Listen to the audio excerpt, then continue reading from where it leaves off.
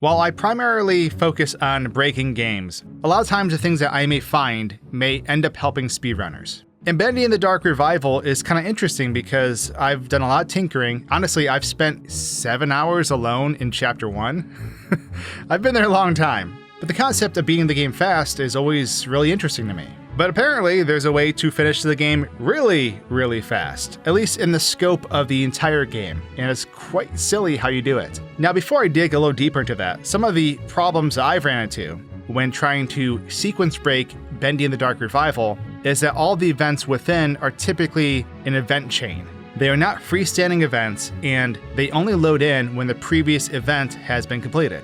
And we can even encounter this right near the start of the game. So if we were to fall through the floor in the office, none of the things down there would actually be loaded, and none of the interactable objects would actually be active. We could not collect any objects, and we could not do anything else. Now this makes sense because Wilson is a scripted event, and he's the one who sort of binds all this together. But even when you're in the studio, the same thing happens. So for example, let's say you were to figure out a way to skip past some of the intro events, and you go to that door that you open that Boris is behind. Now normally this lever opens this door, however, if you skip anything before this, the hitbox for the lever is not active. So that means no events will load in past this point. All these events are sort of tied together, and this makes any percent speedruns a bit harder in my opinion. Now, if we actually fall out of bounds at the start of the game, when we first get into the Ink world, it takes us to the first respawn point that we could possibly access from taking damage. I know in Security Breach or like Poppy Playtime, things like that would be excellent because it'll allow you to skip things, but the way things are sequenced in this game, I'm not entirely sure.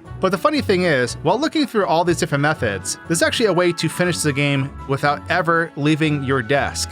And this is honestly really, really funny. But if you start the game and you have Audrey drawing at her desk, and you're prompted to get up from your desk, but you never do, and instead you sit there tapping your fingers for like 20 plus minutes, well, after 20 minutes, you will end the game. And it's actually hilarious because the credits start rolling and you completely bypass the encounter with Wilson, and Audrey basically dodged all the horrors she would have to go through by being turned into an ink monster. But yeah, I'm not entirely sure if there will be a speedrun category for sitting at your desk and never leaving, but it's a secret ending and it's quite funny. Hope you guys enjoyed this video, and of course, I'll see you all in the next one.